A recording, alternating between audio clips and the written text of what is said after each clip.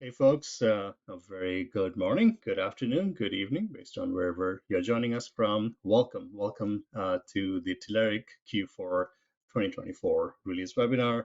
It's been a busy year, and here we are in December trying to wrap up our last release. So Ed and me are here to talk about all things .NET, all things productivity, and what we can bring to the table. I'm Sam Basu. I'm a Dev Advocacy Manager here at Progress, and with me I have my good friend Ed. How you doing, folks? Yeah, there you go. And I'm here to talk about all things web today. Yeah, and I'll do mobile and desktop. So while you only see the two of us, we do have a small army of folks who support us. That's a lot of our esteemed engineers and PMs who help build the very products that we're going to talk about. So let's talk about developer success, your productivity. You are busy, you are wanting to ship apps and get things done quickly so you can maybe get to the holidays. Let's take a look at what we can do to help your cause out a little bit. So a lot of you are already existing Telerik Candy UI Fiddler users. If you are, welcome back to the family. If you are new, then a very warm welcome to you. Just so you know how we see the world here, we try to help you across the entire spectrum of software development cycle. What you're looking at today is just one slice of it, which is mostly the Telerik UI .NET wise. But we also do a lot of Candy UI for JavaScript folks. We do reporting, we do testing. There's a lot of design system help now, and so it's broad spectrum. But we are talking only about the develop piece, only about the .NET piece today. So we have actually done a little bit of a switch up for 2024, and I think it's worked mostly well. You all are busy shipping apps and doing stuff. We don't want to disturb you too much. So we do have four big releases in a year, but we only do webinars for two of them, the major releases. So we did one in Q2, and here we are in Q4 in November.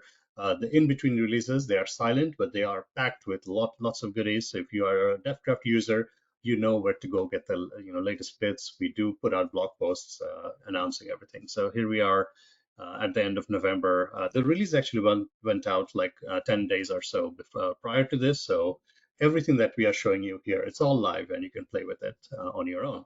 So please welcome everyone here to the Q4 release. It's taken us a lot of effort. It's a big release. And all of the product teams and the project managers and the engineering teams, they all take the time to write up exactly what is new.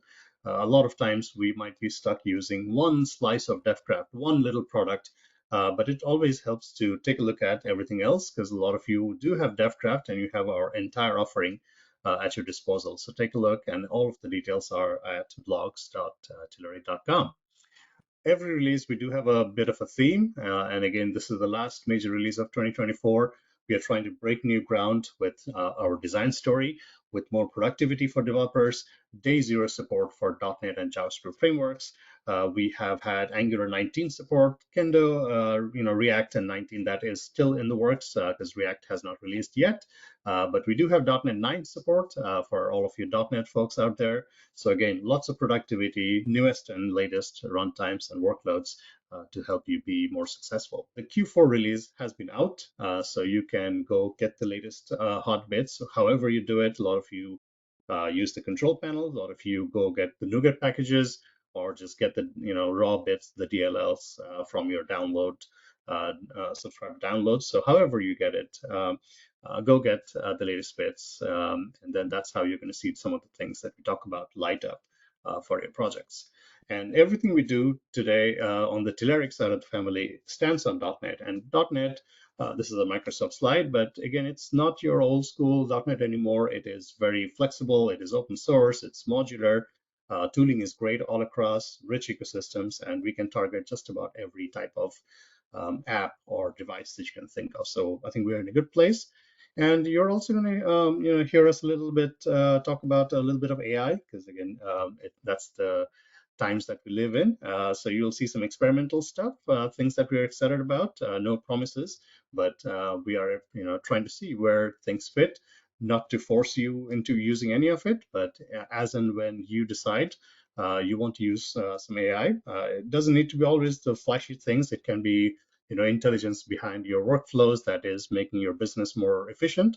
All of that is great, but if you need some UI help, we are here whenever you're ready to pick up. So you'll see a little bit of that. we do genuinely care about your experience using Telerik DevCraft and all of our UI. So please talk to us. Do not struggle by yourself. There's a lot of help. Docs.telerik.com demos, they are all live and all always being updated with the latest bits. So you get to see exactly what's new. How do I get started? How do I do that? There's a lot of help. There's support forums as well. And then feedback.telerik.com. We're always listening. Our PMs are always listening to your feedback as to, I really wish I would have this feature. Tell us, and then we'll try to, figure out where it fits in our product roadmaps. And I'm here to talk to you about all things web, which means all things ASP.NET. So I'm going to start off with a product that has been with us for quite some time. And it is a product that I use myself and I have done a lot of really interesting things with, and that is Telerik UI for AJAX. And in the Q4 release, we have a kind of a housekeeping release here with a lot of code improvements, bug fixes, and we picked up some support issues over the last quarter. One in particular is a Chrome issue that came up, and we immediately addressed that Chrome issue with a patch right away. We've also added 80 new knowledge base articles. And in Q4 this year, or Q3 this year, we dropped a brand new pyramid chart component. And then we have components that are coming in 2025 as well. So we have a new AI prompt component that you'll see in some of our other frameworks coming forward to the AJAX library as well. So, Telerik UI for AJAX has been around for nearly 20 years now, and it's one of those products that is a fully featured thing, and we still keep adding to it, and we still support it. And I think Microsoft knows where folks are at with the WinForms components as well. I recently got asked at a conference if we had heard anything about AJAX being sunset or going away or anything like that. And so far, all signs point to no. We don't have any information about the end of life for web forms. I think Microsoft's pretty much on board with people using this for quite some time. We also have some shared updates that reach across many of our products, including ASP.NET, .NET Core, and Blazor. We have .NET 9 support for Blazor and ASP.NET Core MVC components. And our document processing libraries stretch across all of our DevCraft products. And we have lots of updates in our document processing libraries, left to right support, justified conversions for PDFs, and stream processing updates as well. We're going to dive into UI for MVC and Core. I usually bundle these together because most of the updates across these two products are the same. First of all, we've got new pattern capabilities built into our charts. So you can add these visual patterns, whether you want to be festive for the holidays like me, or you just want to add a little emphasis to some of the items in your chart series.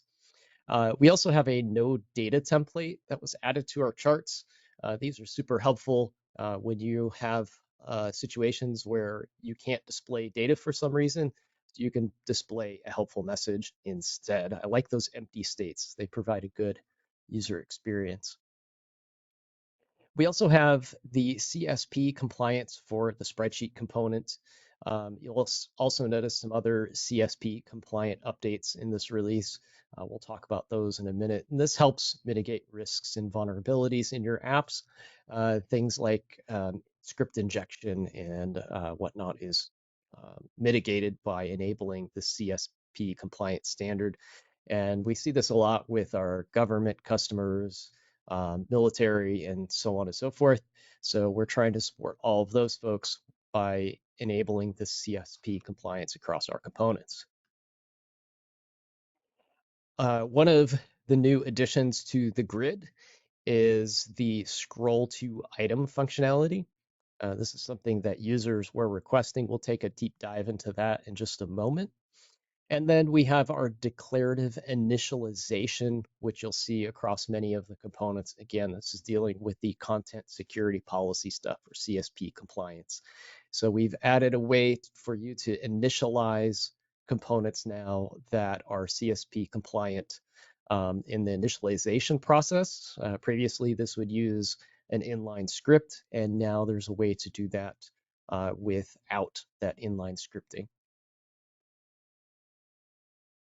The grid has a couple new editing features as well. We have a toggle edit mode that puts the grid in either read-only or write mode with a simple toggle from behind the scenes, or you can enable it on the surface as well.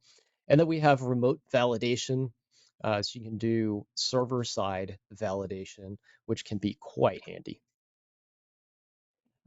Pivot Grid 2 has finally reached parity with the original Pivot Grid, so we're laying the groundwork for extending the Pivot Grid component. And to do that, we had to rebuild some things. So if you're doing any new work with the Pivot Grid, any greenfield stuff, use the Pivot Grid V2. Eventually, the Pivot Grid 2 will replace the Pivot Grid 1, and new development will happen on V2. So let's jump into a couple demos so we can see some code and see some of the new things that we've implemented with ASP.NET MVC. So I'm going to jump over to my browser, and I'm going to go to demos.telerik.com. You can find all of our demos at demos.telerik.com, where you can interact with them live and see the code behind the bits. And the first thing I want to look at is the new autocomplete declarative initialization. So this is across many of our components, not just on the autocomplete. If I kind of zoom out here a little bit, you'll see a lot of these little green updated marks. And many of these are going to be where we've added support for this declarative initialization or other accessibility features and whatnot. You could see these green marks are all across these components because we've gone and swept through these and added some things to it. So the declarative initialization, again, is for that CSP compliance. And previously we had an inline script initialization. So if you need that CSP compliance, you'll need to come into your component and add this use MVVM initialization, set that to true. And then you can use this new kendo bind function to do your initialization on that MVV initialization setting. So now you can use initialization in a CSP compliant friendly mode. So look for that on your components if you're using CSP. The grid has the new toggle edit mode. So you can base this on some conditions, UI, etc., to turn on and off edit mode in your data grid. So it works on the various edit modes as well. So if I'm on pop-up, inline, or in-cell editing, I can edit this grid, or sorry, let's turn that off. I can edit the grid right now. I can go through and change the product price, etc. And then if I'm in read-only mode, I'll get a nice friendly pop-up that says this grid is in read-only mode. And on this version, I have a toggle switch to turn that on and off. But again, you could do that programmatically as well. So you could base that off of user role or other things to enable or disable editing of the grid in one little flag. And again, we've got our pivot grid V2, and bringing that up to parity meant adding some new features to it. We've got export to Excel, and we've got our KPI measurements as well. So some new features there to explore if you're using the pivot grid and migrating over to version 2. It was worth mentioning here too, we are adding some new appearances or updating some of the appearance of various components. And this is enabled by a flag on the component itself. So we have a component type option for several components now. And if you look at the date picker, we have a component type of modern that we can set on that component, and you'll get a new modern rendering of that component. So we're updating the visual capabilities of that calendar component. And you could see side by side in the documentation what the classic view looks like versus what the modern view looks like. And you'll see that on a couple of components as well. I believe most of them in this release were on the date and time picker components. And then I showed this in a slide earlier, but we have this for multiple charts. So you can add the new um, the new pattern series to display multiple different charts that have filling options. So if you want to add some visual enhancements to some of your charts, you've got the new series patterns. And we also have the node data template as well. So again, these are nice if there's no data to display. Maybe there's some action your user can take to get that data, create some new data, etc. You can customize that template as you see fit. And then let's dive back over into our data grid for one moment because I glossed over something really important there.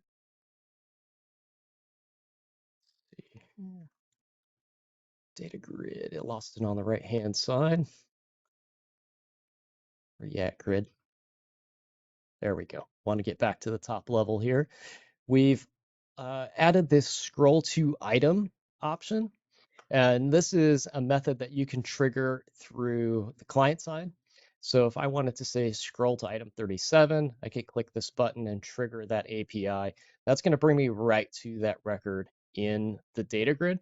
This also works, by the way, with virtual scrolling enabled. So I can scroll directly to item 155. And if we look at the source code for this demo, we go to view source here, you'll see that there are some client-side scripts enabled to do that scrolling. So I'm going to get my data grid, my Kendo grid, and call scroll to item and pass in the number, and I can scroll directly to that item. And I also have the lazy loading or virtual scrolling version of this as well, where I need to make a call and get some data before I'm able to scroll to that item. So we can pass in a function there and get that data before we do the scroll to option. And then remote validation. This demo I like. This is really neat and shows some practical use of what this could be for. So I'm going to go in here and I'm going to add a new record. And I'm going to go ahead and click save. And you'll see I get some client-side validation there. It says the product field name is required. And let's cancel that for just a second. So we can see I already have a chai in my database, but I'm going to go ahead and try to add another chai. So let's see what happens when I do that. So I'll hit chai, hit save. And notice that it says chai is not available. Try chai, and it gives me another suggestion. So what's actually happening here is on my controller, when I get that response in, we're going to do some client-side validation that's going to check and see if I already have that product in my database. And if I do, it's going to push back and say, all right, you can't add that, come up with a new name. So that's our client-side or server-side validation, remote validation for the ASP.NET Core Grid. All right. That's actually pretty sweet. I mean, Yeah. you could add chai tea and make it like chai chai, because tea literally means chai. Yep. Unless you're in the US, it means you're going to get something with a lot of spices in it. All right. Let's talk about Telerik UI for Blazor. Again, .NET 9 support right out of the box. So 0-day support. We supported all the previews up until the official release, and then on release day, we had support for .NET 9 as well. Same spreadsheet compliance update for Blazor as we had in ASP.NET MVC and Core. The scheduler has a nice view. This is the new agenda view. This is one of my favorite views in Outlook, and this gives you that all day at a glance look. The PDF viewer has a new annotation feature. I'll show that in a demo in just a second. And then we have a new selection mode on the grid, and this enables a draggable box that you can select items with. The new feature for the rich text editor is enabling or exposing the prose mirror backend. So the editor component is built on top of a framework called prose mirror, and now we have enabled access to manipulate that through plugins, and this lets you enable a lot more features customizations in your app. We've also enhanced boundary detection on things that have pop-up boxes, autocomplete, uh, combo boxes, drop downs, multi-selects. So when you get that flyout menu, it's going to respect the boundary of the page and animate that menu in the right direction so it doesn't go off the page where you can't see items. So let's jump into some of those Blazor demos that I just talked about so we can take a look and again, see some of the code, see these things live running in the browser. We have the new agenda view for the scheduler component, and this gives you that all-in-one glance of several days in a week, and you can change the number of days in this as well. You can have it for full week, work week, etc. You can also hide any of the empty days and customize this view as you see fit. But I like this nice at a glance dashboard of what is coming up on a schedule. We also have a new toolbar feature, so you can add custom items to your toolbar. This could be any custom function that you would like to run, and you could put in buttons and other components here. And this one has show empty slot, and it basically is looking through the data to see where I've got a open position for an appointment. But use your imagination here and think what you might add to customize your toolbar. The PDF viewer now has an annotation feature, and I think this is something that our customers and developers are going to love. You can enable this through this button here in the right-hand side of the spreadsheet view.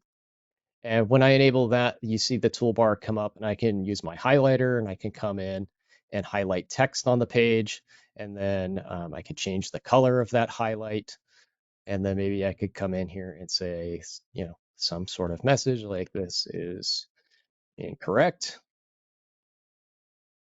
something like that. Maybe I want to tell someone to update this. We have more developers now. This number is higher. So now I can annotate right on top of my PDF files, just that easy. So that's a nice feature that you can enable for your users.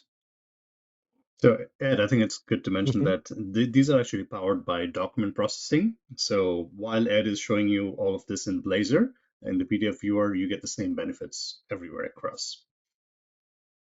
Yeah, it's a good mention. Our document processing libraries are really powerful tools that you can utilize. We're utilizing them through the UI components, but you can talk directly to those APIs and do custom things as well. Jumping over to the Telerik grid for Blazor, we have the new enable drag and drop select.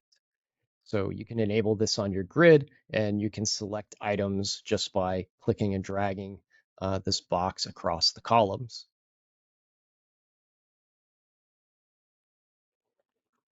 Onto our editor component.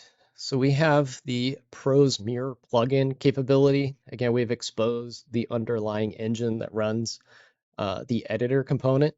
So in this one, we're using an editor plugin that gives us some markdown-like capabilities. So if I come in here and I say dash item, it's going to convert that immediately into a list item. And I could use some more little markdown type ideas here. So if I use my pound sign, that'll convert to a heading. So I have heading 1, double pound is heading 2, and so on. And again, this is using a Prose Mirror plugin to register with the underlying framework and do those conversions in real time. And I just want to give a reminder to folks that if you follow us on social media, you can find our Telerik Blazor holiday calendar that is in effect until December 25th. Every day, we're tweeting out and sharing a new snippet of Blazor code that you can run right in the browser through our Blazor REPL. So on the first, we've got constructor injection, dynamic typing, and then resizable panels. And if you click on any of these items here, you'll get an editable uh, snippet that works right in the browser that you can play with, and you can see all of the code for. So if we run this snippet, you'll see we get a nice little animation of typing out the text right into the app. And we can set the typing speed here, so we can increase this, and we can play with this stuff right in the browser. This is really cool. This is what all the JavaScript guys have with their fun online REPL tools that they have. We have this as well with Telerik UI for Blazor. So jump over to blazor.telerik.com, or sorry, blazorrepl.telerik.com if you want to try this out yourself. And then, of course, follow us online for our calendar that we're putting out daily, some of these snippets for you to play with. I've got a fun one with some machine learning AI stuff coming up as well. So keep your eye out for that. All right, on to the next section. We're still going to be kind of in the Blazorverse with this update. As soon as I can get the thing to And cooperate here, there we go. Good old folks, PowerPoint. folks love REPL. Our good friend Eric Johansson is chiming in. Yeah, Oh REPL is the yeah. wonderful playground to share and experiment with Blazor code. We also have a new product to talk about, Sam. This is one that is going to be super useful for folks, I believe. This is our page templates and building blocks, and we have Blazor templates and building blocks available. So what that looks like is 10 professionally designed, highly customizable page templates. So we'll take a look at some of these templates in just a moment, but there's 10 overall designs that you can choose from. And then there's 50 or more pieces to these designs that you can use interchangeably.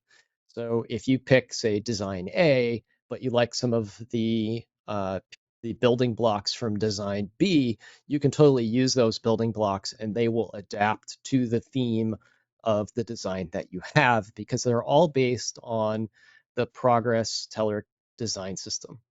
So our design system that works with theme builder and all of that is powering these components. So we'll jump back over to the browser again and check some of those out. And this is the design system overview. If you want to find this really easy, by the way, let's do that. Just go to telerik.com, drop down the All Products menu, and then you'll find the templates and building blocks. That's the page I was just on. We'll go back there. And we're going to click into documentation and just take a quick tour of all of the pieces that we have here. So you'll see these are the 10 starter building blocks or starter pages that we have. So we have industrial, or sorry, automotive, industrial, fashion catalog. And the themes that you see, you're not 100% stuck with, right? These are just to get you off the ground and running. And then you can come in with Theme Builder or just CSS code and change up the themes using our design system. So let's take a look at this automotive industry. I like this one. So this is a type of a page that you would use maybe for marketing, and this is like a EV type of a marketing page that you can start with, and you can download this for Angular, React, or Blazor. And you can also jump into a live preview up here as well, so you can see what this all looks like. And you'll see some of our UI components in here as well. So if I select a date here, the UI component, since it's all using the same design system, the page, the componentry, all of that, it all meshes together in one seamless theme. jump back off of that, you'll see there's multiple building blocks included in that page. And if we dive into each one of these, there's also some of these have different variations. This one has a couple here. So we've got 5 different variations of this hero page segment that we can copy and paste right into our page template. And again, you can mix and match these. So if you need the hero, but you've selected maybe the healthcare admin dashboard, but you want to add that hero segment to that page, you could totally come in and just drill down to this section here that has all of your building blocks, and you can grab that hero from here and just say, give me the code for this, copy and paste it into your dashboard app, and then you'll have that hero piece on your dashboard app. So there's a lot of flexibility here and a lot to get you off the ground running, especially if you don't have, say, a design team, or maybe your design team just needs a boost.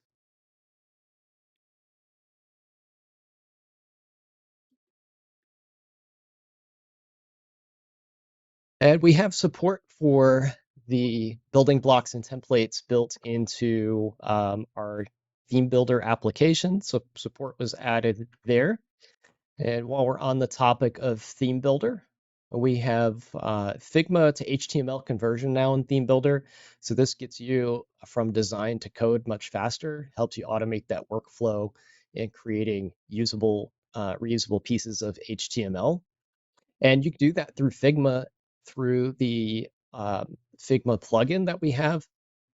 So we've updated the UX on that Figma plugin as well, make things a little bit more seamless for you in the UI. And if you want to hear more about the Theme Builder product, make sure you check out Catherine's segment of our Kendo UI webinar. Again, you can find that on our YouTube page, and the page is under @KendoUI. You could also visit telerik.com/themebuilder and check out the design system there as well.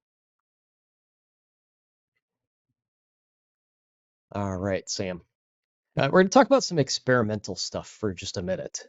So we have some things that we're building and we're putting under our labs territory in our demo section. And we're trying to look at, what is the future for UI look like? And how will people interact with UI components in this new AI era? What is the user experience for that going to be like? So I've got a demo that I've been working on. We haven't released this anywhere that people can actually download the code and view yet, but we want to collect feedback on some of these things. Before I jump into this natural language experiment, let's go back to our Blazor demos really quick, and I'll show you where you can find our existing experiments that we have. If you go up to components directly under this Blazor lab category here, you'll see we've got a smart grid search where you can use semantic search. So if I come in here and say cheese, this search will find things that may not directly have cheese in them, but are dairy based. Maybe if I type in milk, we'll get some more of those type of things too. Same thing comes up. Any dairy products and cheeses come up under milk because this is doing a semantic vector-based search on the data in the grid. And we have that for our combo box component as well. And then we have a PDF Smart Assistant example as well. So you can download and run this one on your machine. And what you can do here is ask the AI to questions about a PDF document. So this is doing like an implementation of RAG, and it's going to search this PDF document using natural language to find out different aspects of it. So you can grab those demos right off the page there. I'm going to run one that I've been working on to just kind of gain some feedback and see what people think of these new AI components and how you envision using AI with your applications. So let's take a look at this demo. And this is our Telerik UI for Blazor data grid, okay?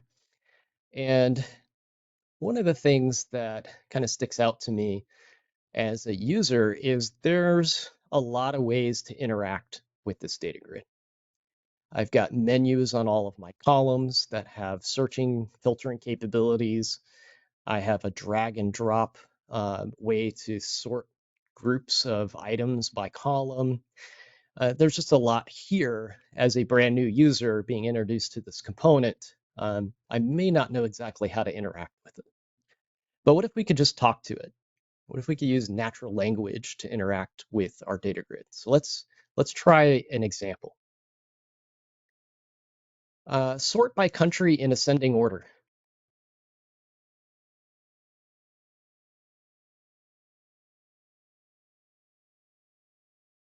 Okay, I just talked to it.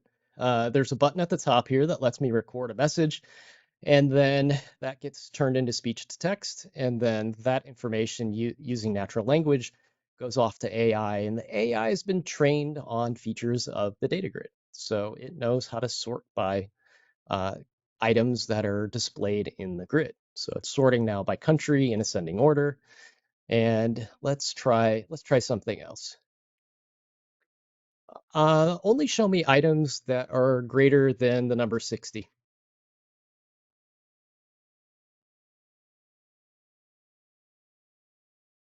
Okay, so now I've asked it to show me items greater than the number 60. So since it's been trained on the features of the grid, it knows that it has filtering capabilities. And if we look, it's actually searching is greater than, and the number 60 has been populated for us here.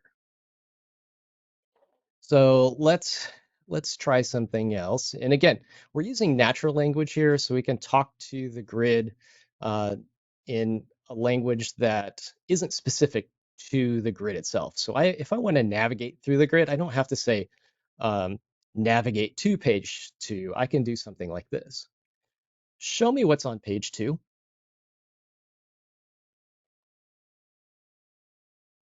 right, so now we're using the navigation, and we've just navigated over to page 2.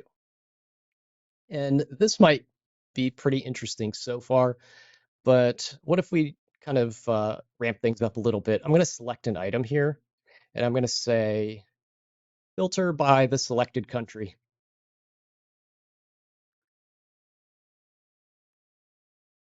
Okay. So now I'm filtering by the selected item's country just by using my voice because the grid knows about selected items and it can make the connection between the country column and the filter that I just asked for. And that's pretty cool. Let's try one last thing before we go here, Sam, and I'll pass it on to you. All right, this is a mouthful, but we'll give it a shot. Group by customer ID, then sort by city. Remove the address and company name column, and only show me numbers greater than 60.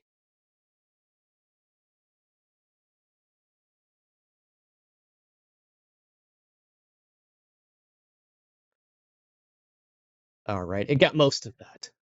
It got most of it. Um, Sometimes it is AI. It doesn't do exactly what I asked. It did the grouping. Let's try it one more time. Let's give it one more shot. Group by customer ID, then sort by city, remove the address and company name column, and only show me numbers greater than 60.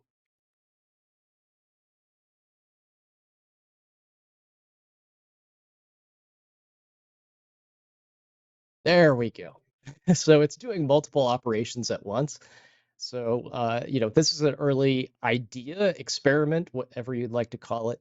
Uh, so mileage may vary in a demo like this, but in the future, things like this might be a little bit more accessible. So keep that in mind and let us know what type of features that you would like to see, if this is interesting to you, or any of the other AI things that we have under our labs segment of our demos.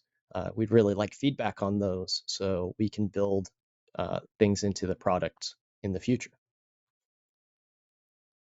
All right, Sam, I think that's about all I've got for this section, and we'll move on to desktop and mobile Well, and all those wonderful things. yeah, well, hold on. We got some questions. And Got some first off, questions. Okay. yeah, like, great job. I mean, part of it is you just showing off the AI capabilities, but that's pretty neat because like you are actually, talking to a computer, which is a natural way in how we interact with our machines, a lot of it. Mhm. Now, like, what are some of the building blocks? Like you are using the browser to do text to speech? Yeah, so there's a couple ways you can do that. You can use the browser to do speech to text. That's what I'm doing here. Um, there's also multimodal AI capabilities that are newer that I didn't have access to when I was building this, but Steve Sanderson from Microsoft has a demo that he just released as well that does something similar. And the AI is capable of processing the audio itself. So the browser captures the audio and sends it to Azure. Azure processes the audio and then completes the rest of this cycle. But underneath the hood, we're doing a lot of things very similarly. So I'm doing speech to text right in the browser, so you don't have to send that audio up to the cloud if you don't want to. It's doing it right through native browser APIs. And then there is some training on the AI model so it understands how the grid works. So it knows what basic features the grid has: sorting, filtering, paging, grouping, selected items. It does not have access to your data unless it is a selected item. So you don't want to feed the model. You could have tens of thousands of records in your database. You don't want to send all of that up and knock your Azure bill out of the sky. So that information is not included. It is only metadata of the component itself. So the AI knows how to work the bits and pieces of that user interface. Yeah, well then, yeah, I think you kind of answered what Eric in the Q&A panel was asking about. Where can this run? Does it need to be all in the client side, or does it need to be, or could this run in a Blazor hybrid mode, and so on?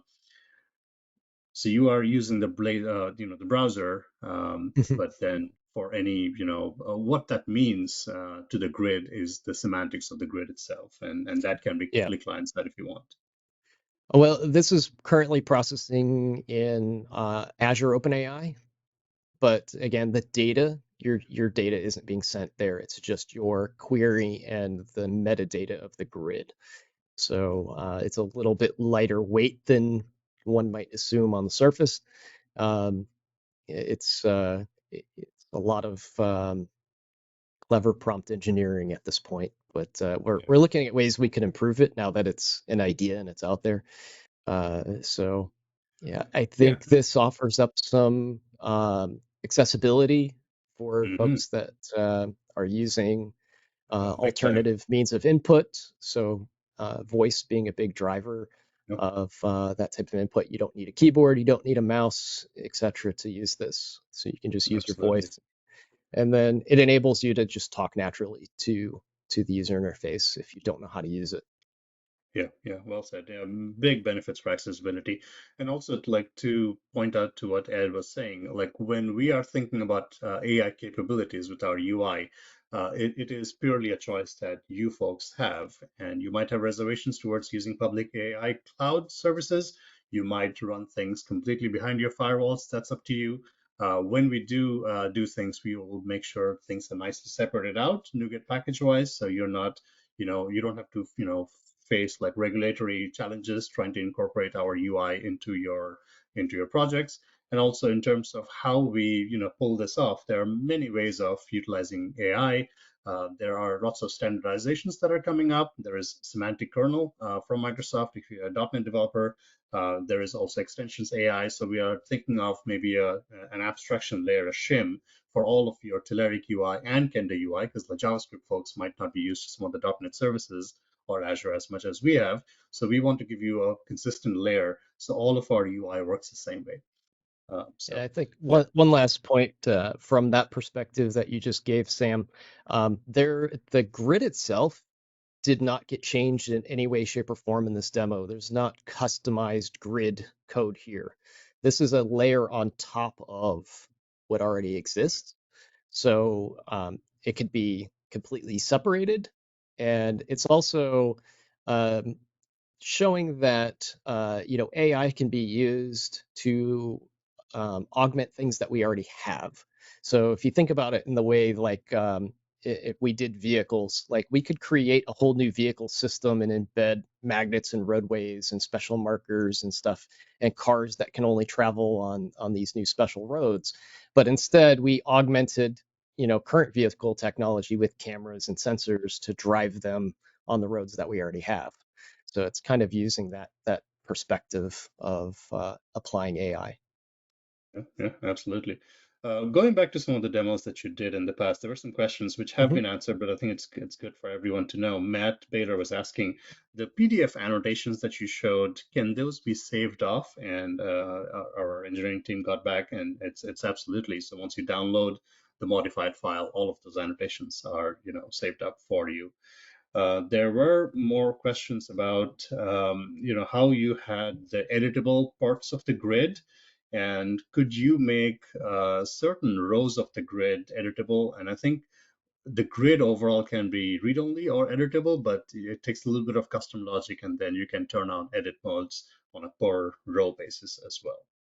Yeah, you can turn on and off editing in columns. And if I remember correctly, you can do that through metadata as well. So if you have data bound with the oh, what are those called? The attributes, the data attribute annotations in .NET, it will use those as well.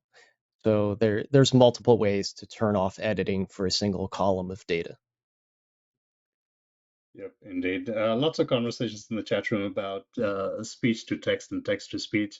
Good. And these are problems that are bigger than what Ed and me are trying to show off here. There's obviously language barriers, and AI can be a little biased towards English. But again, modern AI services are trying to accommodate as many languages and accents as possible. But some of the bias is absolutely there. Now, I don't speak any other languages, unfortunately, and not enough to at least to prompt here, but theoretically speaking, this should work in any language that the speech to text can translate, or I could type in this box because it's using a large language model, and large language models can do language translation. This should actually work. Although I haven't tried it, I need to give that a shot. But I should be able to type this message in Spanish and it should still work. Yep, absolutely. Folks are asking questions about web LLM and local models. I'm sure you have some thoughts on that. But for Oh, the sake of time, for the sake absolutely. of time, we should move on, but keep an eye on our Telerik Blazor REPL calendar. There is a sample of LLM on device with Blazor coming in that calendar cycle. I cannot tell you what day because we don't have it scheduled yet. Very cool stuff. All right, folks. So Ed and me often get into these, internal fights about web versus native. But you see how ubiquitous the web is. It's the browser, and every device, every OS has a browser, and all of it, all of our UI is going to light up on whatever type of app you're building for the web. However, there is a space for native apps, desktop and mobile. Let's talk about mobile. We are right at the top of almost the top of the first hour. We'll talk about mobile and desktop and some AI and everything else together, design as well. Okay, so when we talk about native apps, client apps, again, a Microsoft slide here, but this kind of tells the story. If you're a .NET developer, you have choices as to how you reach your customers and audiences.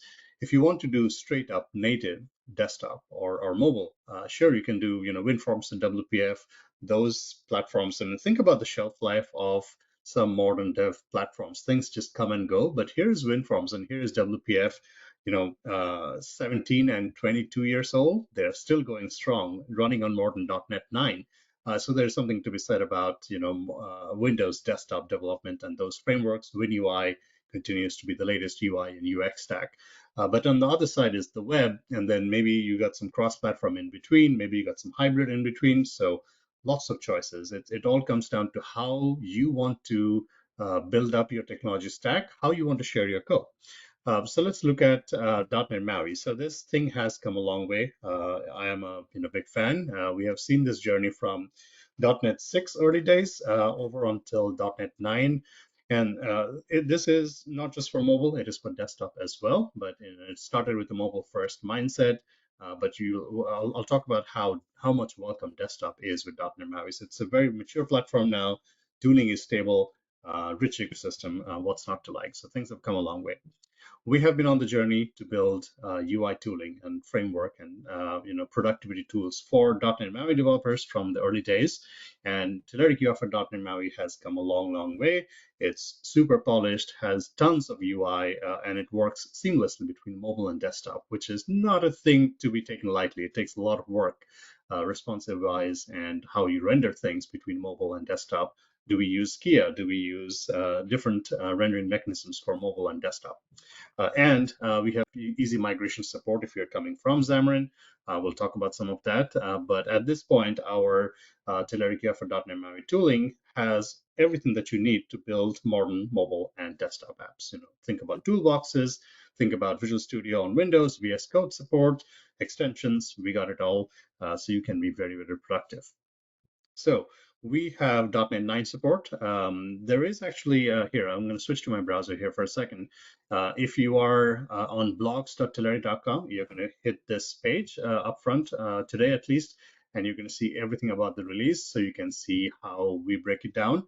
We wrote a blog post about our .NET 9 support, because it's one thing to just announce support that for .NET, but it's a whole other story to actually leverage all of the productivity benefits, all of the performance tuning in .NET. So you as a developer can just use our UI and be assured that all of our UI is leveraging the best and the latest things that .NET 9 can offer. So we got .NET 9 support built in and ready now for .NET MAUI. Included in it is support for the latest workloads and Visual Studio tooling. So go ship apps with the latest .NET 9.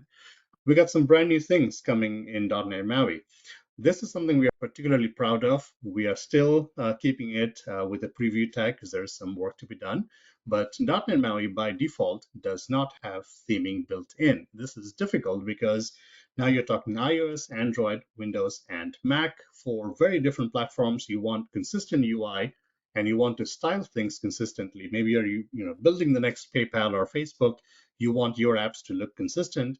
There is nothing built in right away. And this is like the design dev story and seeing it in live preview, seeing your controls. It's a tricky challenge. So it's an engineering challenge, and I think we have taken a lot of steps towards the right direction to make this happen.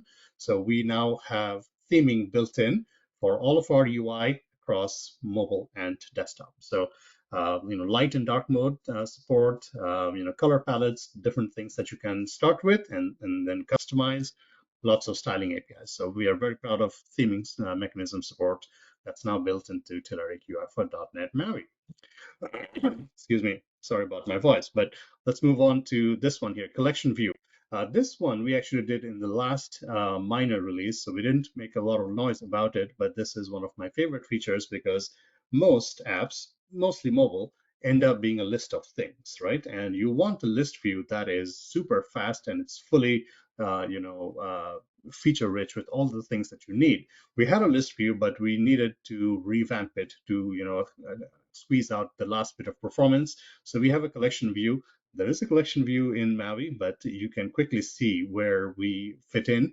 It is feature rich with everything that developers would need. Things like data binding to every type of data source, loading on demand virtualization, different types of selection modes, how you want to use templates to choose how the appearance of the cells and the grids look like, header and footer support, grouping, sorting, filtering, that's expected, drag and drop support, different types of layouts, again, for mobile and desktop, events, commanding support, you name it. So this has been revamped a whole lot more this release. So collection view, if you have a list of things to show in your .NET MAUI app, you know where to start. That's the collection view. There is a new DataPager UI element now in .NET MAUI. This is particularly good for being able to organize and visualize huge data sets. Now, you should probably be a little bit wary of how many things you show client side, but this is a desktop app, and a lot of the times you can load up huge amounts of data right in the client side. So this is for navigation interface. So right at the bottom, and you can use it with multiple UI components. The grid is the natural choice here. So again, it is for paging needs. You can have just different types of left, right, numbered page elements. You can customize how those look like, how the buttons look like, how the item spacing looks like. It can be localized. It has commanding support and styling support. So a fully built-in data pager that's ready for you to use in .NET MAUI apps. We also have a brand new GridSplitter. This is an interesting one because, again, it's driven a lot by customer demands. You are often using collection views. You're using grids, and you want to be able to let the user see or hide more or less of what they're looking at. So that's where the splitter comes in. It's really flexible. You drop it in, and it gives you these handles so you can redistribute the space that you see between rows and columns. So it's very intuitive UX for users. It gives you resize behavior, resize directions, different types of visual states that you can switch to programmatically, and styling APIs. So GridSplitter and the page control is something we are very proud of. We have had date and time pickers that used to be one control, but now we have split it up. You can also use the same bigger controls and just say, give me only date or give me only time. Maybe you don't need to update both things. If you're going on a vacation, that can be a day picker. If you are choosing a flight schedule, that can be a time picker. So you get granularity of control over exactly how your picker components work on mobile and desktop. For .NET MAUI, we have a whole bunch of these demo apps that are already in the stores. I'll show you some of this, but you don't need to trust any of what I'm saying. Go try them out yourself. So we have a control sample that's actually in the iOS, Android, Windows, and Mac stores. We have a crypto tracker, which is pretty nice, an SDK browser for those situations where you're like, how do I get this done in my grid? And all of this source code is out in the open on GitHub, so you can see how we are doing things. In terms of C# and XAML code bases, MVVM is a design pattern that works very well. Much of it is actually built right inside of .NET MAUI, and that's what we leverage. So you can see how a fully baked-in app that's in the stores, how we organize the code for that. So lots of inspiration here if you're looking for some demo apps. Xamarin, this thing was sunset as of May, I think, of 2024. But a lot of you folks are still on it. We're going to give you a nudge to say, please migrate. Microsoft may have ended support, but we are still supporting you for the short time. So please migrate. Xamarin had a good run. Lots of polished UI, lots of tooling help, but eventually you can run up against the Android SDK and the iOS SDK is getting in the way because you cannot upgrade. So please do migrate. In terms of some inspiration there as well, we had several real-world Xamarin apps. There's a CRM and ERP app. Those were in the stores, but we have actually migrated them to .NET MAUI, and the source code is also on GitHub. So if you are looking for inspiration, there's quite a bit of tooling help as well. But it's not a magic wand that's going to migrate. So you have to change up some namespaces, change how your app is rendering things if you're using the handlers. So if you're looking for inspiration, look at some real world apps that have been migrated from Xamarin to .NET MAUI. All right, so a little bit more on the design and the website before I show you some demos. Again, a Microsoft slide here. So you get to see what client app dev looks like. You saw everything that Ed showed. If you want reach and if you want browser to be your main target, go to Blazor. That's your latest web development framework. If you want MAUI, then you get depth. You get all of those platform APIs, being able to fully access what iOS and Android are doing, Windows and Mac as well. Or perhaps you want to be in the middle. Maybe you already have a Blazor app or a web app, could be in Angular, React as well, and you want to bring that over to .NET MAUI. We have a nice modern web view that can render a lot of different things. I saw a question about the new template, so we can mix and match all of those things very nicely. So that's the promise of Blazor Hybrid. It's also going to be called like MAUI Hybrid. So it's not just Blazor. You can bring in JavaScript as well. There's a nice interop that's built right in. So the idea is you have a modern web view component that is smart, and it knows which platform you're running on, iOS, Android, Windows, and Mac, and it gives you the corresponding web view from the OS. And it's a modern web view, can talk to JavaScript if you wanted to, and everything is local. You're just using the web as a rendering mechanism, rendering web UI, but everything is running locally on the machine. So Blazor and .NET MAUI have the exact same runtime, which makes performance great. So it's a great way of reusing your code. This is something that's relatively new in .NET 9. They shipped a template. This is something like Ed and me have talked about for a long, long time. You could have done this without a template, but now file new project Visual Studio, you can have a single app where Blazor is the driver. Blazor UI is what's driving the app UI and the UX. However, that UI doesn't need to be only in the web app. That can be now abstracted out into a shared Razor class library, and then you have the shared UI interface and the styles that go with it drive the same experiences on web apps as well as native apps. So it's a great way of reusing some code. On that front, though, we are also very proud to always stand by your side. If you are using Telerik UI for Blazor, we are the only ones who will say we got full support for you in Blazor hybrid mode. So if you want to render any of our Blazor UI on .NET MAUI through Blazor hybrid using the web view, we got some adaptive things that are in the works, and a lot of it is built in. So we will recognize that you are on a mobile device. We will recognize you are on desktop and do things accordingly. Even our, Kenda UI Angular, Kenda React is also welcome on Blazor Hybrid or MAUI Hybrid. Now, Ed mentioned quite a bit of this with the design story. This is something we are conscious of because it's a pain point. The developer to designer or the designer to developer handoff, and we are trying to make this story better and better as we go. So on that front, Ed already mentioned Theme Builder. This is our play to have you bring in all your styles, import from Figma, work with your designers, and bring it all into one surface, one canvas, see and visualize all of your UI, as well as, not just our UI, but generic web HTML UI as well, and then start from a custom, design system, or build your own. And then once you're done, you get to export it all out as CSS or Sass. So lots of good things happening here on the theme builder front. You can see how many things we can let you manipulate and customize in terms of web styling. Now, all of that can also be brought over to native apps through Blazor Hybrid. So Ed kind of talked about this, page templates and building blocks. We are very proud of this because it lets you have a good starting point. I, as a developer, don't have access to a designer when I'm working on my own apps. So I want some help. And the page templates are a way to get started from a good starting point. And even if I have an existing app, I can use the building blocks to have there like 60 plus building blocks here. So I want maybe an authentication screen, or maybe I want a cart checkout screen. And that screen can be shared between my web app and my mobile app or desktop app. So start with a building block, copy and paste some Blazor code, and you can have the same styling on native and web. So web styles and native apps, this may be a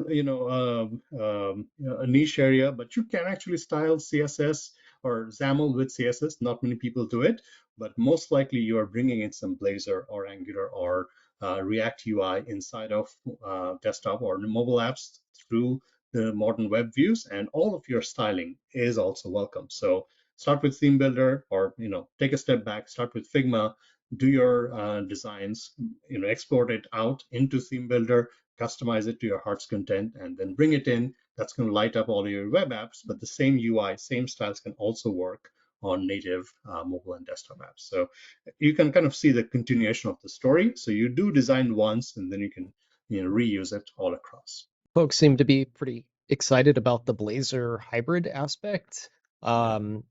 And there was a question about the Blazor hybrid all-in-one template, and Right. if we had any updates regarding that. Yeah, so we are looking at that actively, and let me show you a few things. So first up is I'm on a Mac here. I do have, unlike Ed, who's all Windows. I go both ways. I got a Mac here. I got two Windows machines that I'll show you stuff. But on VS Code, like right here is my extension. So again, if you're getting started, or if you want to leverage some of the building blocks, you got some extensions here for MAUI, for Blazor, for ASP.NET Core, Kenda UI, as well as reporting here. So you can leverage some of those VS Code extensions to get to a good starting point first. Let me start with .NET MAUI, and then I'll talk about the Blazor hybrid story in just a second. So first up, I'm going to show you an app here. Let's go to my documents, and I keep all my downloads here. So you can see, like, I have Telerik UI for .NET MAUI, and this is the latest one, 8.0. That's the one that goes with .NET 9. But if I look at the binaries here, you can see there's .NET 8 and 9 here as well. So examples, these are some of the examples that you want to switch, look at if you want that inspiration. The crypto tracker, the SDK browser, they're all in the stores. They're out on GitHub. Let's look at the control sample. This is exactly the app or the code that is powering the apps that you see on iOS or Android. So this one here, let me see if I can zoom out here and see where it's running. It is running on my Mac, and that is fine. So let's go ahead and power this up. Again, it's all live here. I'm going to do a build.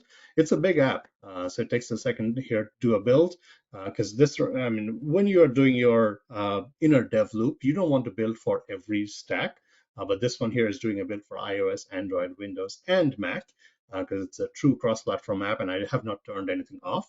But when you're building, you may want to build it for just one thing at a time that you're testing.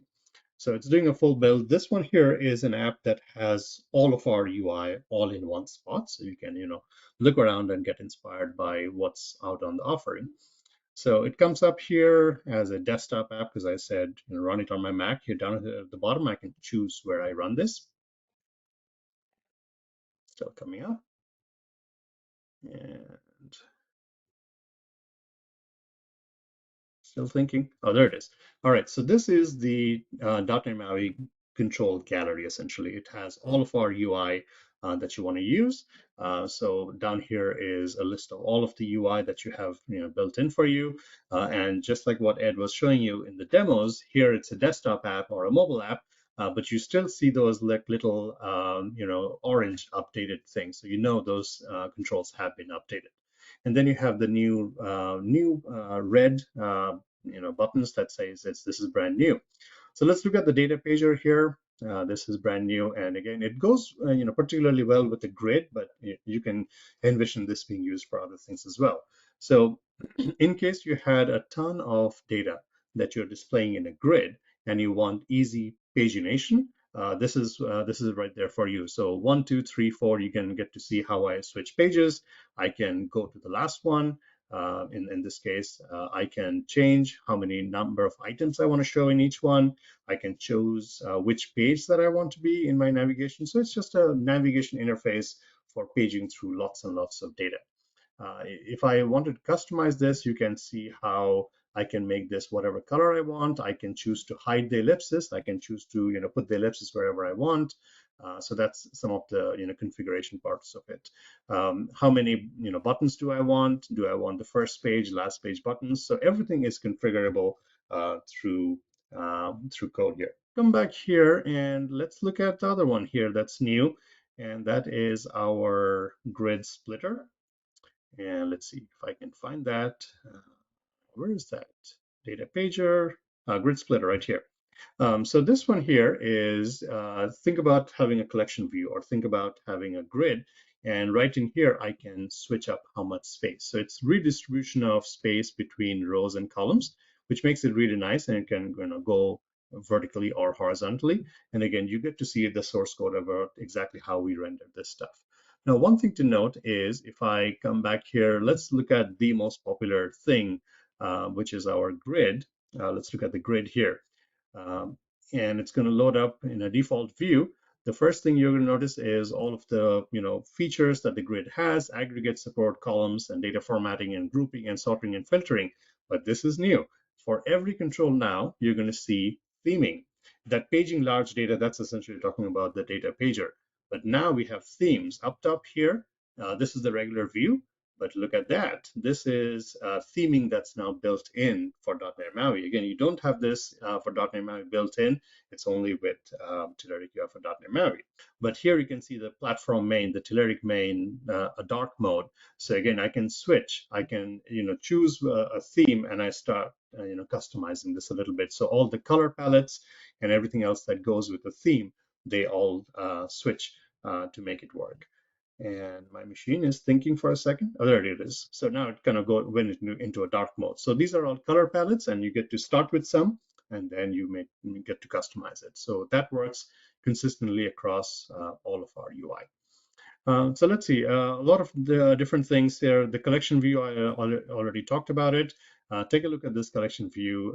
This is going to be for your list of things, drag and drop, header support. Everything is right now built in for you, including theming. So you can really be comfortable displaying a list of things which most apps need, and a fully featured collection view is ready for you to use. So you can, if I go ahead and stop this, just to show you some of the code here. This was the DataPager control. Take a look at how easy it is. Here is my grid. I'm going to bump up the fonts here just a little bit. And let's go a little bigger here on the fonts. You can see how easy it is. Here's my RAD data grid, and inside the RAD data grid is my RAD pager.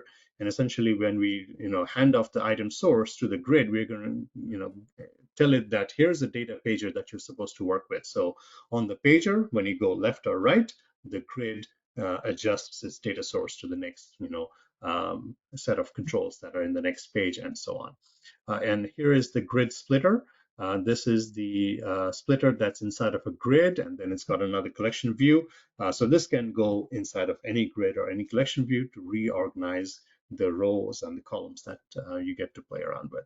So take a look at all of this. It's right there and ready for you to look through all of the source code. This is .NET MAUI. The app is in the stores, so download it on your devices, play around with it, look at the source code before you try to bring any of this into your apps. Okay, so the thing that Ed was bringing up, and the thing that that is relatively new, let me see if I have an example for that. That is the new template, and we are actually going to try to build on it. So there's nothing, letting you or stopping you from doing this right now, but we should be able to drop in Telerik UI inside of it. So this is the new template, and essentially what it does is it gives you a few projects. So this one here is the web project, and the combo here is the MAUI app, and then this shared app is the one that actually holds the pages, the actual Blazor components and the styles that go with it. So I can run this on a Mac really quick. So the only difference here is it is, default is fine. Well, actually, I'll choose this one for a Mac. So essentially, it is running Blazor UI on iOS or Android or Windows or Mac. It's just the UI part of it has been separated out and put inside a different shared repository. We'll give it a second for this to show up. And again, this is just a .NET MAUI app. This is just a Blazor app, so you can bring in Telerik UI for MAUI, Telerik UI for Blazor, however you need, and it'll all just start lighting up. It's just all Blazor UI. So again, this comes out as a desktop app, but you'll notice here, if I zoom in, it's recognizing that, hey, I'm running this on desktop using Mac Catalyst 18.1. And if I run the same app on a browser, it's going to say, hey, I'm running on a browser on your desktop using whichever browser that you're using. And this is a very common way of distinguishing between Blazor web implementations and Blazor implementations for native user interface, and then have different implementations for MAUI and Blazor. So this new template is there for you to use. Bring in all of the Telerik UI that you need, and it's going to start working with your Blazor UI, with your MAUI UI as you see fit. Let's talk about desktop. There is a lot of choice in terms of how you build your desktop apps, right? And that's a good thing for developers. So how we build depends on what type of code base we want to have and what we want to support going forward. What are our cross-platform needs, and what type of stack do we want to build on? So let's look at some of our options. Before we go to WPF and WinForms, I do want to call out one quick thing. .NET MAUI for a lot of folks, it started with the mobile first mindset because it came from Xamarin. It was the evolution of Xamarin. But it's iOS and Android are given, but Windows and Mac are also welcome. And over the last, 2 to 3 years, you have seen the .NET MAUI team and us and our engineering build a lot of features for desktop because people are building brand new greenfield desktop apps with .NET MAUI. It's meant to be the evolution. Yes, you can build WinUI, but with the same almost the same technology stack, you can now build a cross-platform app that works on Mac and Windows. So there's some, something to be said about your cross-platform needs if you had that. So I just wanted to point out one quick example here. This is a customer that we have never been able to talk about it publicly until now, Fidelity and their Active Trader Pro desktop app. This is a super, super busy, very data dense app that has extreme performance needs. And it was always a success story with WPF. They had it running for about 10 plus years now. Over the last 2 years, they have migrated it over to .NET MAUI. So if you think about a .NET MAUI app that is meant for desktop of this heavy usage, I mean, if it works for Fidelity, I'm pretty sure your performance needs will be well taken care of. And that's all of the grids and the charts and the little combo boxes and everything that you see here is Telerik UI for .NET MAUI. They had a session at .NET Conf. Take a look at it, folks. It shows you how a well-orchestrated, well-engineered desktop app can work with .NET MAUI. So it is a platform, and the tooling is all ready and mature for you to build desktop apps. But that's, again, if you are doing a brand new greenfield development, and not everybody has that choice. But if you were to restart, it is in a good place. But let's talk about some of your other options. If you are maintaining stack, desktop apps today, WinUI, again, not a whole lot new here because it is well matured at this point. WinUI is the latest UI and UX stack, runs on UWP and Win32, either way. And you get to utilize the latest in the Windows App SDK. That's Fluent Design System, MVVM, accessibility, everything is built in. Our UI for WinUI Suite is pretty mature. We have all the things that you need to build a high-quality desktop app using grids, schedulers, and charts, and graphs, and ribbon controls. Everything is there and built ready for you to just go and light up your WinUI apps. Let's talk about WPF and WinForms because you folks have been waiting for this. Now, before we jump into individual pieces, let's kind of take a look at where this runs. And this is what is amazing for me. These are not new platforms, right? WinForms came out, I think, early 2001, 2002. WPF was around 2005, 2006. So they've had a good run. And here they are running comfortably on .NET Framework, as well as all of the modern .NETs. So .NET 6 onwards and .NET 7, even for ARM, and .NET 8 LTS, and .NET 9. So we are super happy to announce day zero support for .NET 9 across all of WinForms and WPF. So if you're using our UI, you can run them all the way back until .NET Framework 4.6.2 and above, and all the way forward with .NET 9, the leverage some of the latest runtimes and the performance benefits that you get with .NET 9. So there is, again, something to be said about just the flexibility of WPF and WinForms, that it runs just about everywhere on Windows desktops. Let's talk about UI for WPF. These are very, very matured suites. They have 150 plus UI components already built in, but we are finding ways to, give you more value for, being a customer and things that you need. Little things that come up a lot in the feedback portals. One of it is a JSON formatter that I'll talk about. Like I was, quite surprised to see how many of you are asking for these things. So these are real and it drives business value to your enterprise workflows. The data grid, again, it's ubiquitous for everybody who's using a WPF UI suite. You most likely are using our grid.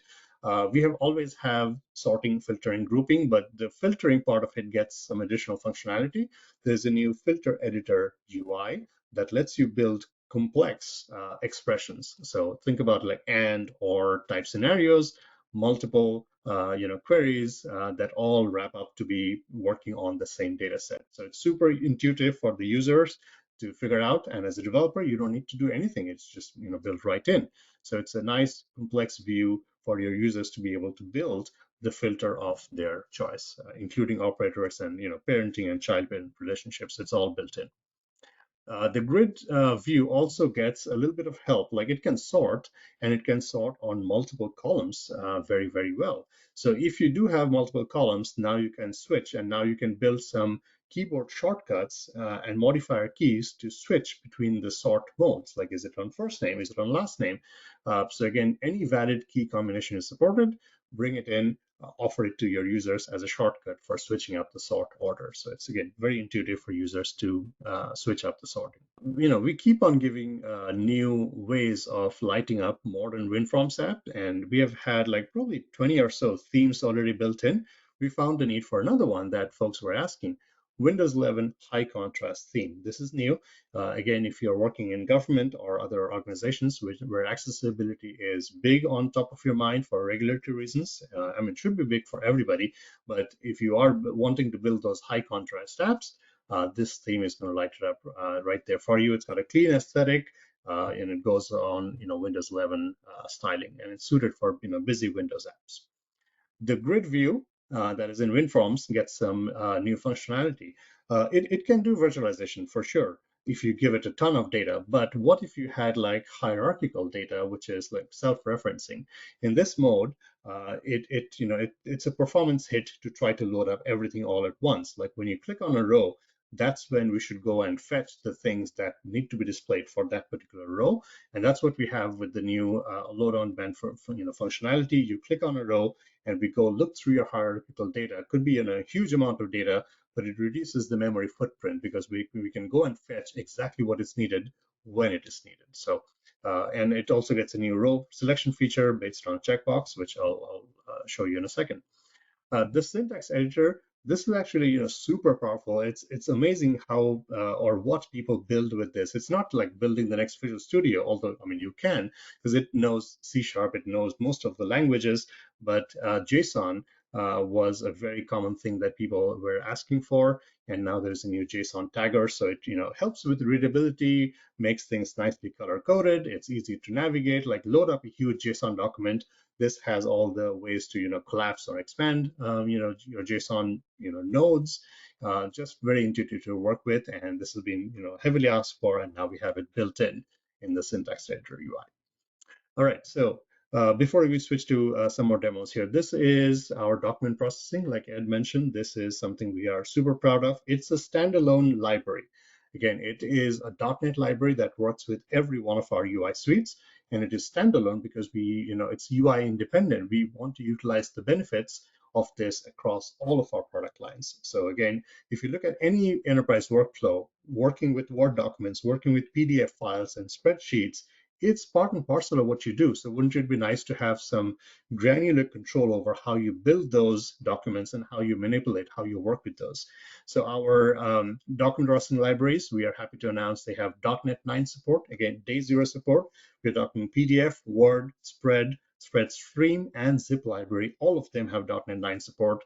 The NuGet package just works on every, the latest .NET 9s. Included in it now, some of the things that Ed showed you. There are some new annotations for like strikeouts or comments or highlighting. We have SVG support and right to left support, JavaScript actions. I actually don't know what CMYK color palette means. Maybe Ed knows, but again, if you're using it, you know exactly what it is and what you need. If you need like justified text, left or centered, when you're converting Word to PDF, we've got you covered on that as well. So whatever we are doing here, MYK for print. for print You're stuff. going to print with this, yeah. Yeah, okay. So again, if you're using anything that requires document processing, Word, PDF, spreadsheets, we got you covered with one standalone library that works across all of our product UI. We know a lot of customers who just want this because it is so valuable to process and manipulate and create documents with so much granularity. And whatever we do here benefits all of our UI suites. Okay, and some more AI, because we have to be doing AI to be cool. Hopefully, it's not just something you're doing to check a box. It is something that is a real need. Your CEO might be asking you to do AI. but it should not be just to, check a box. It should, help support a business need, and it doesn't always need to be in the public cloud. So Ed already talked about some smart AI components. We have it for all things Blazor and ASP.NET, but we also have it for native UI. In fact, for desktop and mobile, we can light up some very unique things, which are, fun to look at. So we have a rich text box, we have a spreadsheet control, we have a semantic search. Again, works across WPF, WinForms, or .NET MAUI, same ideas, and we can light it up. Again, this is all experimental, but we just want to know how you folks are feeling about this. Could you call a public AI cloud on OpenAI or Azure OpenAI? Would you rather use local embeddings and keep things behind the firewall? Do you have your own ML.NET service that you would rather call? Our UI wants to be agnostic, so you can use it however you want. And I mean, the AI prompt stuff, that's baked in, because that's just connecting to a chatbot service, and you can choose whichever service that fits. We just want to give you the UI. And we did some hackathons internally where some really interesting ideas came along. Maybe we can show you a quick glimpse of that. Again, all of this is experimental. So let's take a look. Let's do this one here, remote desktop. I have a Windows tower that is sitting under my desk. So I'm just going to connect up to that, because that has all of my Telerik bits running. So in here is, first up is, let's look at WPF.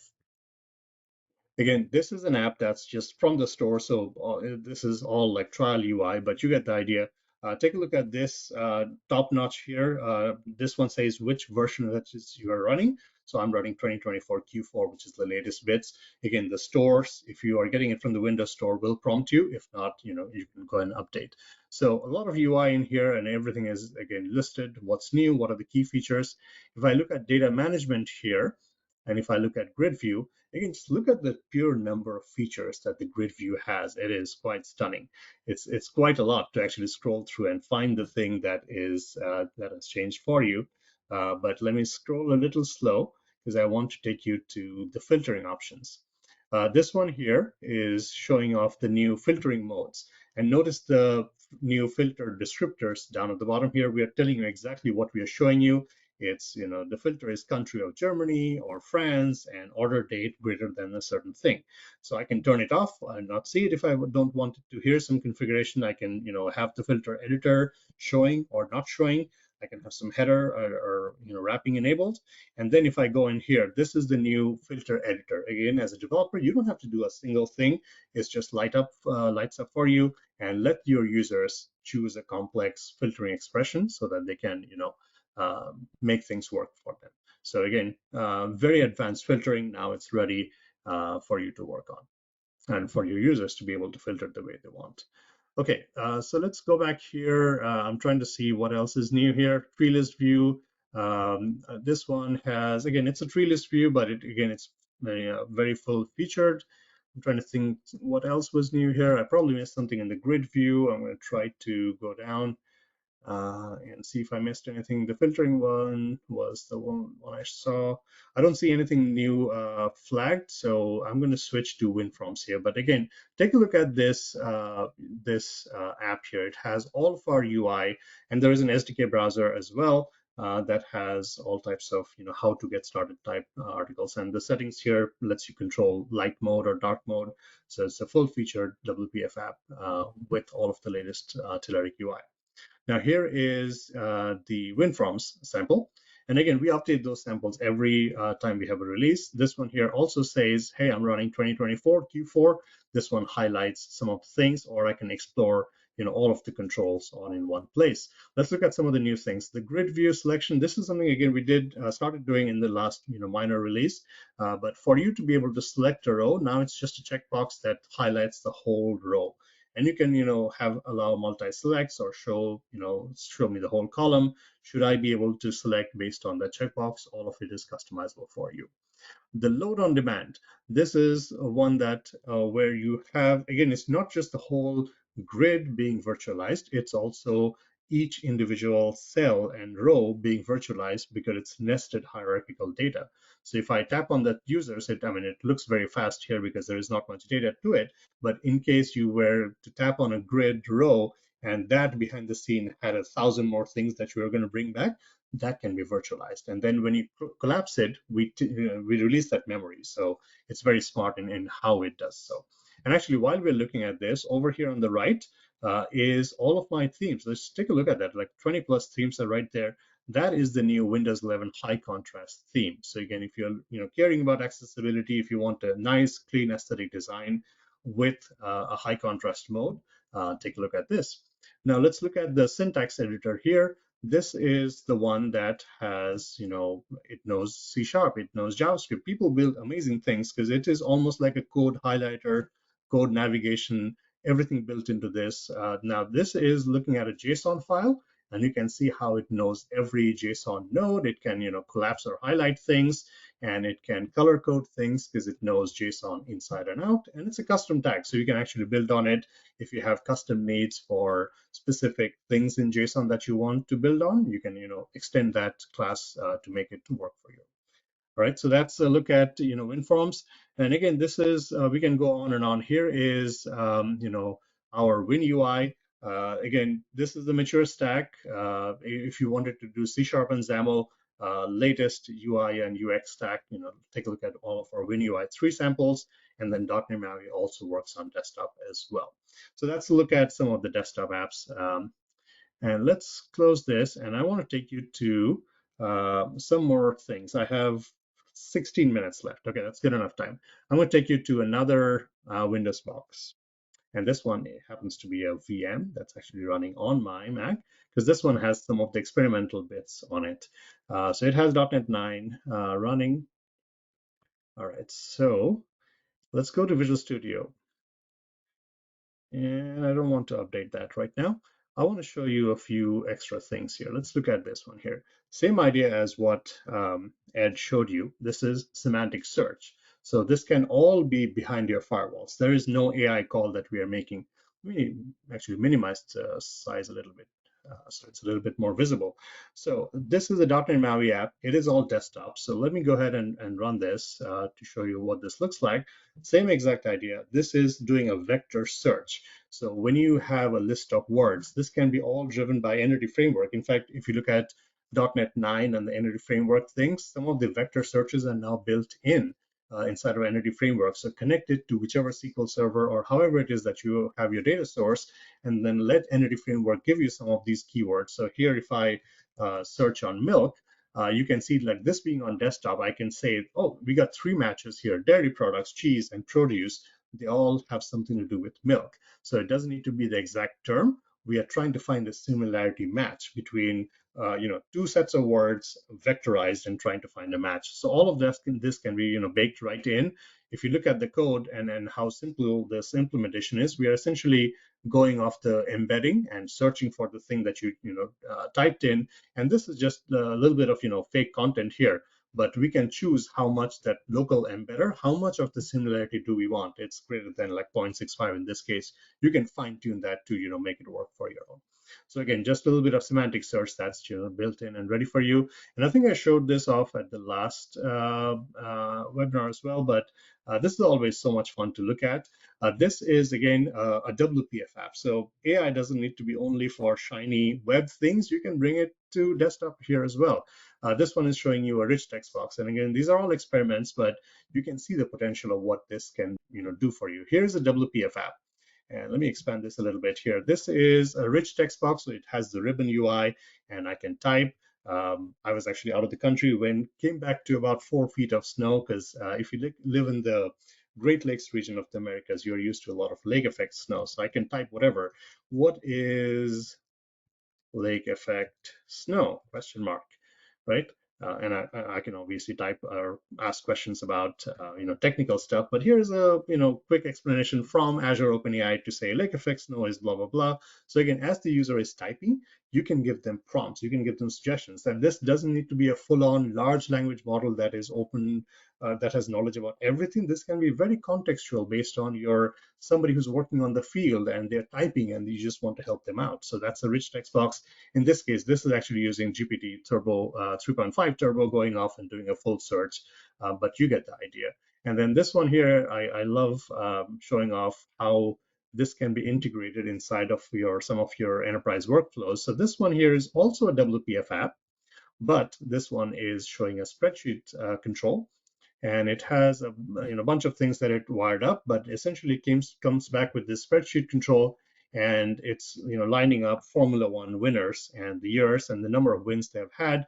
If I can just drag here as a user, and as behind the scenes, the document processing has a sense of the fact that this is a spreadsheet control, and the fact that you are dragging it is contextual because you are trying to understand who the winner was, who the champion was, how many wins did they have in the season. So we went off to Azure OpenAI and we asked for the year 2005, who was the winner and how many wins did they have. So again, you can light up things like this pretty easily in your WPF or WinForms or .NET MAUI apps. Again, it's all experimental, but hopefully you can see the promise of where a little bit of AI can take you. And speaking of that, I'm going to jump back to my browser here for a second. This is an experiment we did where we can look at some dynamic styling here. So this is a whole bunch of web UI. I'm back in Ed's wheelhouse here, but I can style things like if I say, give me a Barbie mode, then everything turns pink because it's not just the colors, it's just typography, it's spacing, and we also show you exactly what styles we grabbed for our Kendo UI widgets, and all of those styles you can copy it out. You can take it to Theme Builder, start experimenting. If I maybe this is too pink, let's do a .NET purple. In this case, things will be nice and purple. And again, these are starting points, so you can start manipulating how each of the UI looks like. So here's dynamic CSS styling on the fly. Now let me show you one more thing here. Ed talks a lot about the REPL, which is an amazing way for us to be able to play around REPL and play around some Blazor code without you having to check in anything, or it's just a playground. But while you're in the playground, you don't have your code in GitHub repo. You can't get any of the Copilot type assistance unless we actually have something built in and ready for you to work on. So let me type in here. So show me Telerik Blazor grid with sorting, right? And if I ask away, it's actually going to a custom AI model that we have hosted, and it thinks for a little bit and it tries to come back with code that is pretty runnable right away. So you get a Telerik data grid, a Blazor grid, and sortable flag is set to true. Pageable is also true, and I can sort right there. So again, a little bit of coding assistant right in your browser as you're playing around with Telerik UI for Blazor. And again, this is completely experimental.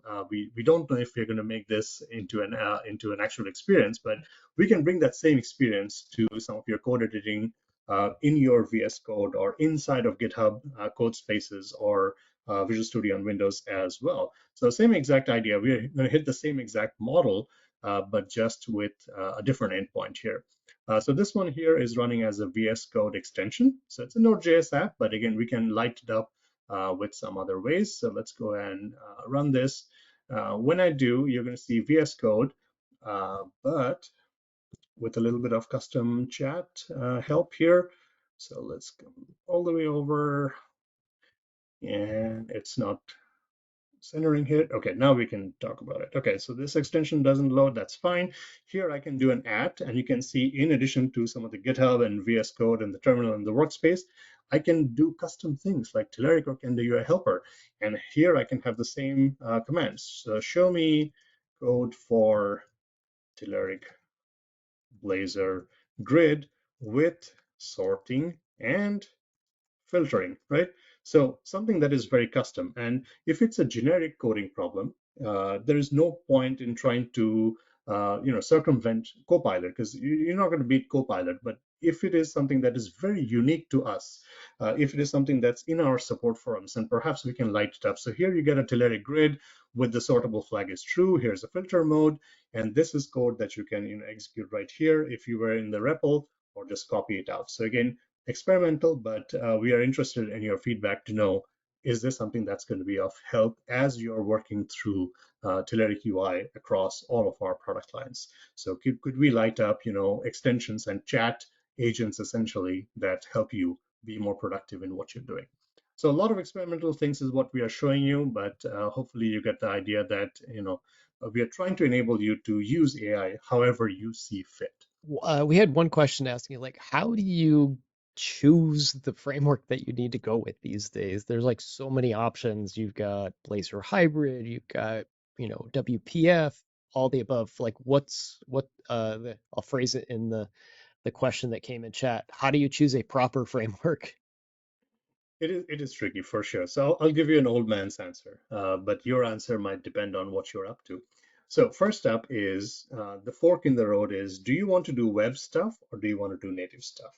If you're doing web stuff, you're in good hands. Choose Blazor if you have the option of doing something new. But if you are doing MVC or AJAX or Core, you're in a good place. But understand that the more modern runtimes and the more modern frameworks you choose, your experiences are going to be that much better. So Blazor absolutely is the way to go if you are doing .NET on the web. If you are doing native stuff, though, desktop or mobile, then the question is, how much investments do you already have? If you're maintaining a WinForms or WPF app, don't let anybody tell you that it's going away. It's going to be fine. It runs on .NET 9. Just think about that. A 20-year-old tech runs just fine on .NET 9. You can see us invest. You can see us build new things on WinForms and WPF every release. And that's not coming out of a vacuum. That's because our customers are asking for those features. So it is absolutely something that is serving your business needs. So keep using it. However, if you see that you are starting to have some cross-platform needs, like Fidelity had from the WPF app, they had to move it over to .NET MAUI so they could be on a Mac. Perhaps few years down the line, you might have a mobile need as well. So .NET MAUI is kind of positioned to be the evolution, but again, WPF can be fairly modern as well. You can do touch, you can do like a kiosk mode where WPF apps run on a variety of surfaces. So if you are invested in .NET and XAML, and if you have existing apps, keep running those apps until you hit the pain point that you want it to be on some other cross-platform solution. And the only reason for you to choose Blazor Hybrid is if you have a mix of the two.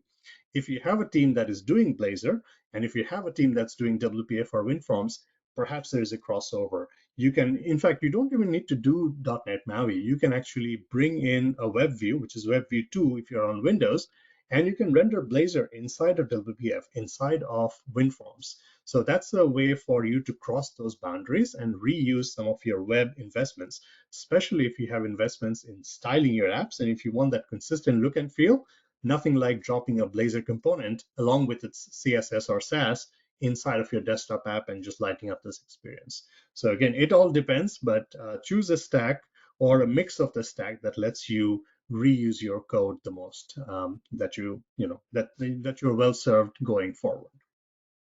And then the final question here is about, in regards to this, is about PWAs. Where do those fit in the equation? PWAs are tricky. So with PWA, you get some of the niceties of a desktop app, like a installation icon, and offline mode and things like that. However, it's not as widely supported as, say, something like a MAUI app would be. So unfortunately, Apple's fought back against the PWA implementation quite a bit.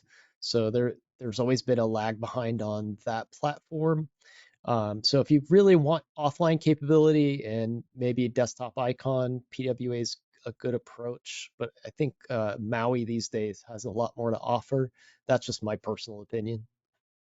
Yeah, and I'll second that. If you are, trying to build a simple line of business app, forms over data, PWA is a great way. There are lots of actually success stories in the Microsoft app stores of, React apps or Blazor apps that are PWAs, but there are certain limitations, and you have to understand that it's purely a web app with some extra benefits like with a a manifest file that's letting you do service workers in the background, letting you do some push, letting you do a pinning to the desktop, surface area or to the mobile. And you actually do have a fair number of plugins, so you can reach some device APIs, but it's not going to be the same as MAUI because that's really native, right?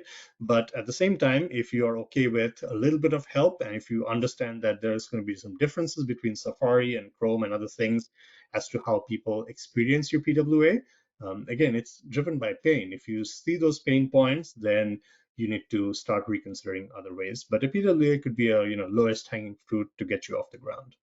Well, Okay. I'll take a second here to also mention I tried the natural language grid demo with a translated phrase into Spanish and Bulgarian, and it worked with both those Oh, languages. nice. So uh, this AI large language model stuff never ceases to impress me and Yeah, surprise me.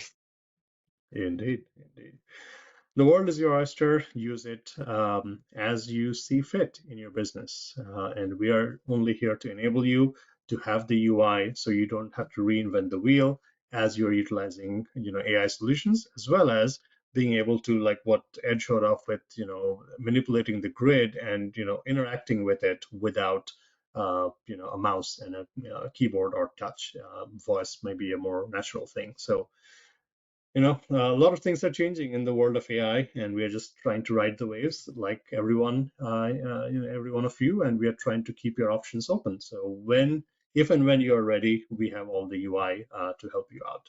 Hopefully, this is of value to you. Hope you see that with Telerik UI, with DevCraft, we are continually looking to add more value to you as the developer to be more productive, more successful in whatever stack that you choose in .NET, being able to ship apps that look good, perform good, and lets you share code the most that you can. Bring us feedback. We love to hear what it is you're looking for and how we can approach the future. Take care.